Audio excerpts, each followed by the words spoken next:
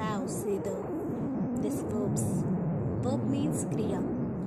Ton శాస్త్ర విజ్ఞానం కంటే ఒక ఆన్సు అనుభవం మేలు అని మనకు పూర్వీకులు చెప్పారు.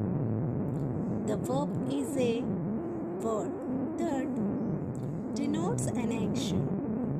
ఏదేని ఒక పనిని గూర్చి తెలియచేయడాన్ని వర్బ్ క్రియ అని అనడం జరుగుతుంది. ఇప్పుడు సపోజ్ మనం తింటూ ఉంటాం. తినడం అనేది ఒక పని కాబట్టి దాన్ని మనం వర్బ్గా చెప్పడం జరుగుతుంది. రీడ్ అంటే ఏంటి మరి? రాయడం, అది కూడా ఒక పనియే కదా. Right, listen, this alls are verb factors. వీటిని ఏమంటామంటే వర్బ్ ఫ్యాక్టర్ అని అనడం జరుగుతుంది. For example, I play cricket, I play tennis, I will go that place and this place, I will do the any work. అలాంటి వాక్యాలని మనం ఏమనడం జరుగుతుందంటే వర్బ్ అని చెప్పడం జరుగుతుంది. షీ స్పీక్ ఇంగ్లీష్, ఆమె ఇంగ్లీష్ మాట్లాడుతుంది. ఆమె మాట్లాడేది ఏంటి? English. She speaks Telugu. Any of the action will do any work, that's called has verb. This is a verb factor.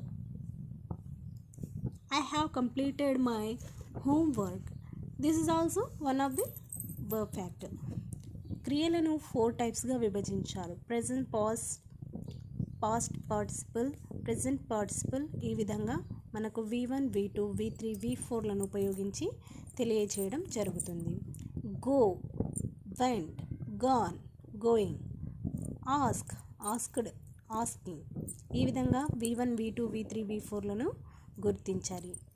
అలాగే ఇర్రెగ్యులర్ వర్బ్స్ అనేవి ఉంటాయి. Go, went, gone, do, did, done, eat, ate, eaten. వీటన్నింటిని కూడా మనం irregular verbs అని అంటాం. అయితే regular verbs ఏంటి? Ask, asked, asked, play, played, played, jump, jumped, jumped.